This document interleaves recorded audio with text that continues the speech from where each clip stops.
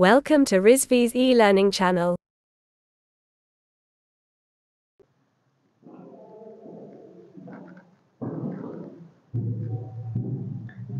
Good morning, class. In the last lecture, we were discussing about the HTML language, that is hypertext markup language. As I told you earlier, that hypertext markup language it is a programming language in which hypertext is mean that it is a link between two web pages. Just like that, that the word that is common, the text that is common between two words or two web pages, that is called hypertext. And markup language is a text document within the tag. Okay, so hypertext markup language has some disadvantages as it lack for security. There is a security problem. Also, it is not as much as secure other than other programming language. Okay, and in the last lecture we were discussing about the list, HTML list, that how we can create the list, how we can draw list by using HTML programming. Okay, so basically HTML list is nothing but by creating the rows and columns separately, the way we represent the for representing the data, so that your data should look in a format, in a tabular format, and user can easily access that data and can easily understand. Okay, so basically HTML list is used to organize the data in attractive way. Okay, and it is, we studied about that it is of three types. First it is ordered list, second is unordered list, and third is definition list. In ordered list we studied about that you can represent the data in numeric way, numeric number. Like if we want, like here, these the numbers are, the data are represent in numbers 10, 9, 8, 7, 6, 5, 4, 3, 2, 1 in a numeric way. So it is, we can say that these data are representing in a ordered list form. Okay, so there was a tag I've already told in the earlier class, and the second type was unordered list.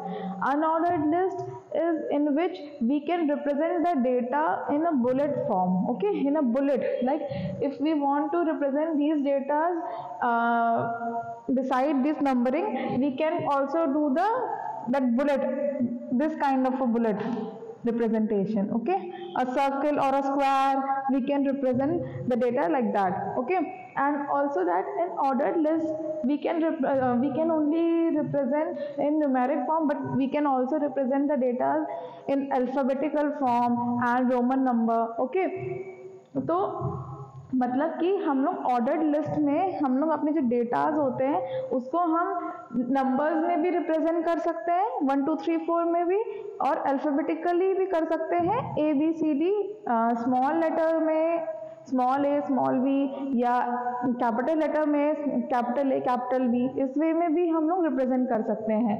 और आप Roman numbers में भी कर सकते हैं। Roman numbers means I, double आई, ये आपका second हो गया, ये 3 हो गया। ठीक है, तो ये आपके हो गए रोमन नंबर्स। तो आप रोमन नंबर्स में भी अपने ऑर्डर्ड लिस्ट को रिप्रेजेंट कर सकते हैं। फिर अनऑर्डर्ड लिस्ट को मैंने बताया कि वो बुलेट लिस्ट में आते हैं, जो कि आपके बुलेट आप माइक्रोसॉफ्ट यूज़ किया होगा आपने। माइक्रोसॉफ्ट में जब भी हम कोई डेटा रिप्रेजेंट करते हैं, कोई आपको वैल्यूज़ लिखनी होती है या कोई आपको हेडिंग डालनी होती है जिसके टाइप लिखने हैं, आपको पॉइंट्स लिखने हैं उनके, तो उन पॉइंट्स को हम सर्कल में छोटे छोटे बुलेट्स में करते हैं ना, तो उस बुलेट्स की बात हो रही है कि अगर आपको अपने डेटा को बुलेट्स के फॉर्म में करना है तो वो आता है आपका अनऑर्डर्ड लिस्ट में। फिर थर्ड है आपका, लास्ट टाइप था आपका, that is definition list. Definition list in which text it acts as a dictionary. Okay, in dictionary we can say that there is a dictionary representation is like there is one text and it gives a description of that text. ठीक है, dictionary में क्या होता है कि आपका एक कोई टेक्स्ट दिया रहता है, कोई वर्ड दिया रहता है, और उसके फिर मीनिंग या डिस्क्रिप्शन उसके बाद लिखा रहता है।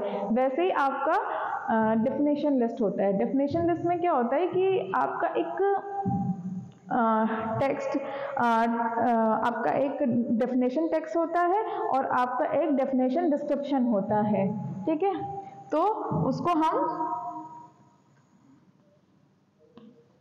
डेफिनेशन टेक्स्ट और डीडी डिस्क्रिप्शन, डेफिनेशन डिस्क्रिप्शन, ये दो टैग से हम लोग अपने डेफिनेशन लिस्ट को डिस्क्राइब करते हैं। अगर हमें अपने टैग अगर हमें टर्म को डिफाइन करना है, टर्म को डिक्लेयर करना है HTML टैग के थ्रू, तो हम लोग इस फॉर्म में करेंगे DT, मतलब कि डेफिनेशन T, डेफिनेशन टेक्स्ट, ठीक है। तो ये आपका हो गया या टेक्स्ट या टर्म बोल लो, ठीक है। तो आपका हो गया डेफिनेशन टेक्स्ट या डेफिनेशन टर्म, ठीक है। तो इस तरह से हम आप अपने टर्म को डिफाइन करेंगे। फिर उसके बाद अगर हमें उसके डिस्क्रिप्शन को डिफाइन करना है तो आपका DD, ये टैग आपका यूज होगा, that is the definition description, okay. तो बेसिकली आपके जो डेफिनेशन लिस्ट है वो बेसिकली पैराग्राफ टाइप के डेटास को स्टोर करने के लिए यूज होता है, ठीक। तो आज हम पढ़ेंगे HTML टेबल के बारे में। HTML टेबल कहाँ यूज होती है और किस वे में हम लोग उसको रिप्रेजेंट कर सकते हैं, ठीक है। सो डेफिनेशन पे आते हैं। It is an arrangement of data in row and columns in tabular format. Tables are useful for various tasks such as representing text, information and numerical data. So basically HTML table आपके जो होते हैं वो arrangement of rose and columns होते हैं, ठीक है। जैसा कि मैंने बताया, जब आप टेबल जब फॉर्म करते हो तो इस टाइप के फॉर्मेट में रहता है ना। यहाँ पे हम कह सकते हैं आपके 2 कॉलम है और 4 नंबर ऑफ रोज हैं, ठीक है। तो आपके रोज 4 हो गए, 4 into 2, ये आपका रो हो गया, ये आपका कॉलम हो गया, ठीक है। तो आपका ये रोज और कॉलम के फॉर्मेट में डिफाइन है। तो हम टेबल एक अरेंजमेंट है रोज एंड कॉलम्स का इन टैबुलर फॉर्मेट में, मतलब टेबल के फॉर्मेट में, ये आपका टैबुलर फॉर्मेट हो गया। और बेसिकली टेबल्स यूजफुल इसलिए होता है ताकि हम अपने वेरियस डेटा, चाहे वो टेक्स्ट के फॉर्मेट में, चाहे हम कोई एक टर्म लिख के फिर उसकी डिस्क्रिप्शन लिख दें, ठीक है, या नंबर्स वाइज लिख दें, ठीक है, 1 2 3 लिख दें, या कोई डेटा एंट्री करानी है, हम डेटा एंट्री किसी के बारे में लिखना है, आपके कितने भी एम्प्लॉयज हैं, उनकी सैलरी कितनी है ना। तो हम इस न्यूमेरिक वे में भी या टेक्स्ट फॉर्मेट इंफॉर्मेशन के वे में भी हम इसको रिप्रेजेंट कर सकते हैं। तो ये हो गया आपका HTML टेबल, ठीक है। अब different type of some useful HTML tags जो कि आपकी टेबल HTML टेबल में यूज किए जाते हैं, सम यूजफुल टैग्स, अब हम उसके बारे में पढ़ेंगे। पहला है आपका टेबल, ब्रैकेट विद टेबल, हाँ। तो ये टैग यूज किया जाता है आपका structure for organizing data. Basically जब हम ये डिक्लेयर करते हैं अपने HTML टैग्स में, अपने प्रोग्रामिंग में, तो इसका मतलब होता है कि हमें एक स्ट्रक्चर्ड फॉर्मेट चाहिए अपने डेटा को ऑर्गेनाइज करने के लिए, ठीक है। मतलब कि यहाँ पे आपको अपना टेबल फॉर्मेट करना है, पर टेबल किस हिसाब से फॉर्मेट करना है, कितना डेटा आपको एंटर कराना है, कितने रोज चाहिए, कितने कॉलम्स चाहिए, ये सब के लिए भी डिफरेंट टाइप ऑफ टैग्स होते हैं डिफाइन करने के लिए कि आपको अपने किस रो के ऊपर आपको हेडिंग चाहिए, किस रो में आपको हेडिंग नहीं चाहिए, ठीक है, आपके पूरे टेबल की हेडिंग क्या होनी चाहिए, है ना, हेडर क्या होगा। तो ये सब आप डिफरेंट इन सारे टैग्स के थ्रू हम डिफाइन कर सकते हैं। बट जो हमारी स्टार्टिंग होगी वो इस टैग से होगी, वो आपकी ये टेबल टैग से होगी कि हमें एक टैबुलर फॉर्मेट चाहिए अपने डेटा को ऑर्गेनाइज करने के लिए, ठीक है।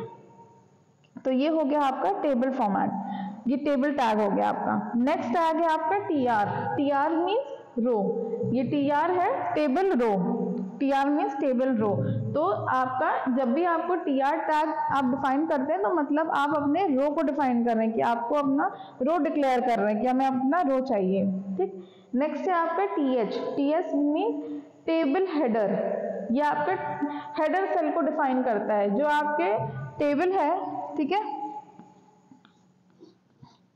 तो जो आपका फर्स्ट जो कॉलम, आपका फर्स्ट जो रो होगा, फर्स्ट सेक्शन जो होगा वो आपका एज अ हेडर सेल होगा, ठीक है। तो हम हेडर को डिफाइन करेंगे कि यहाँ पे हमें क्या डेटा चाहिए, तो ये TH टैग यूज किया जाता है, ठीक है। नेक्स्ट है आपका TD। TD means table data. Table data मतलब आपका रिप्रेजेंट करता है स्टैंडर्ड डेटा। जब हम इस टैग को डिफाइन करते हैं तो मतलब कि अब हमें क्या डेटा एंट्री करानी है, कितने टाइप के क्या डेटा लिखना है, न्यूमेरिक वे में या न्यूमेरिक डेटा होगा या आपका टेक्स्ट इंफॉर्मेशन होगा, आप किस टाइप का डेटा आप एंटर करा रहे हैं, तो हम इस टैग के अंदर वो सारे डेटाज आपके आ जाएंगे, ठीक है। तो TD टैग के थ्रू हम अपने स्टैंडर्ड डेटा को रिप्रेजेंट कर सकते हैं। नेक्स्ट है आपका कैप्शन। कैप्शन हो जाता है आपका टाइटल और डिस्क्रिप्शन फॉर इंटायर टेबल। मतलब कि आपके इंटायर टेबल, जब भी हम कोई बुक्स में आपने देखा होगा डायग्राम बनाते हैं, तो आपके जैसे कोई डायग्राम है, कोई टेबल है, टेबल के नीचे या ऊपर टॉप साइड में यहाँ पे लाइक A1 करके समथिंग या B1 या 2 3 समथिंग इस टाइप की नंबरिंग करके आपका कोई हेडिंग दी रहती है ना कि ये कंटेंट, ये टेबल किसके बारे में है, ठीक है। अब जैसे कि हमारे पास ये टेबल ड्रॉ है आपके एम्प्लॉय के इंफॉर्मेशन के लिए, ठीक है। तो यहाँ पे हेडिंग दे सकते हैं ना हम कि tab employ information in tabular format, ठीक है। तो ये जैसे आपकी हेडिंग हो गई, तो उन हेडिंग्स को टेबल के बाहर जो हेडिंग आपकी होती है, जो टेबल के बाहर हम लोग जो डिस्क्रिप्शन देते हैं ताकि हमें पता चले कि टेबल किस चीज़ के बारे में, उसे कहते हैं कैप्शन, ठीक है। ये कैप्शन डिफाइन करता है कि आपका ये टेबल किस टाइप के डेटा स्टोर कर रहा है, ठीक है। नेक्स्ट टैग है आपका T head. T head means आपका हेडर सेक्शन। आपका जो हेडर सेक्शन है, जहाँ जो चीज़ मैंने बताई ना हेडर सेल, आपका ये जो सेल क्रिएट हुआ है, पहला सेल जो आपका क्रिएट हुआ है, यहाँ पे आपका पहला सेल का क्रिएशन हुआ हेडर सेल। अभी आपके उस हेडर सेल सेक्शन को डिफाइन करेगा। ये हेडर सेक्शन हो गया, ठीक। अब आपके हेडर में जो भी टाइटल आपके मेन टाइटल आएंगे, ठीक है, वो आपका ये इस हेडर सेक्शन में आता है। नेक्स्ट है आपकी टी बॉडी। टी बॉडी में आपका मेन कंटेंट आता है कि आपकी जो मेन डेटाज हैं, आपके मेन डेटा जो स्टोर होंगे वो आपके टी हेड में आएंगे, कि आपकी जो बाकी जो आपकी बॉडी है उसमें क्या डेटा आएगा, ये डिफाइन करेगा टी बॉडी, ठीक है।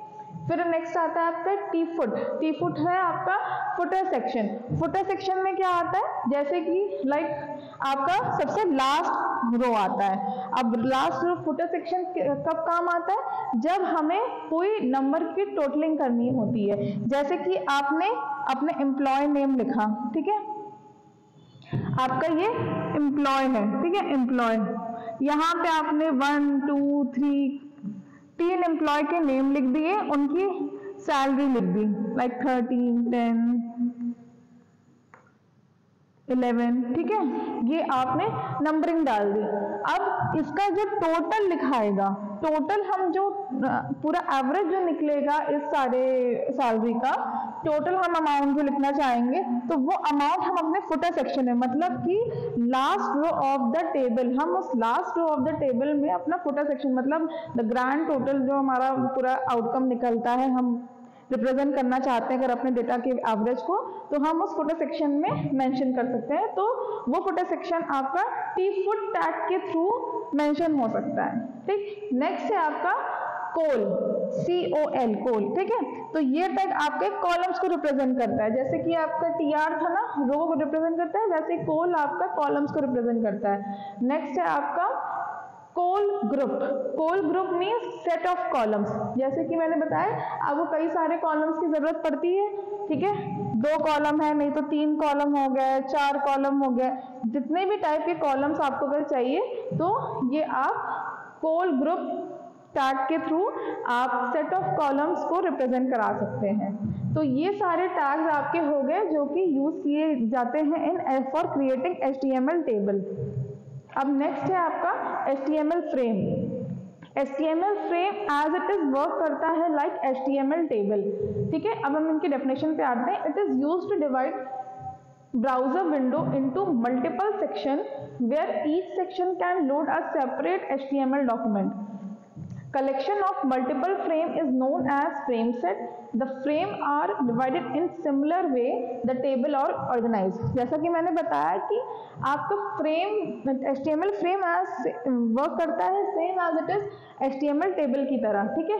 आपके HTML फ्रेम बेसिकली होता क्या है कि आपका जो ब्राउजर होता है, आपका ब्राउजर जो विंडो का जो ब्राउजर हम लोग ओपन करते हैं, ओपरा मिनी या क्रोम या विंडो एक्सप्लोरर, इस तरह की कोई भी अगर आप अपना ब्राउजर ओपन करते हो, ठीक है, तो उस ब्राउजर में जो पेज होता है, आपका विंडो की जो पेज होती है, उस पेज को डिवाइड करने के लिए डिफरेंट टाइप के सेक्शंस को डिवाइड जो करते हैं, तो वो उसे कहलाते हैं फ्रेम्स, ठीक है। आपका जैसे कि एक विंडो दी हुई है, उसको आपने 4 सेक्शन में डिवाइड कर दिया, मतलब कि आपके पास 4 फ्रेम्स हो गए, ठीक है। तो ये आपका HTML फ्रेम यूज करते हैं, ठीक है। तो आपका बेसिकली जो मल्टीपल आपके फ्रेम्स क्रिएट होते हैं उसे कहते हैं आपका फ्रेम सेट। मल्टीपल फ्रेम्स आपके फ्रेम सेट कहलाते हैं, ठीक है। और ये as it is similar work करता है आपके टेबल HTML टेबल की तरह, इनकी वर्किंग सेम होती है बस। और जैसे कि इसमें रो और कॉलम क्रिएट करते हैं ना, आपके फ्रेम में भी रो और कॉलम क्रिएट करते हैं। ये सारे टैग्स जो यूज किए गए ना रो और कॉलम में, हम अपने फ्रेम में भी रिप्रेजेंट कर सकते हैं इन टैग्स को, फॉर्मेट को क्रिएट करने के लिए। ओके, तो ये हो गया आपका HTML table and HTML frame. Thank you.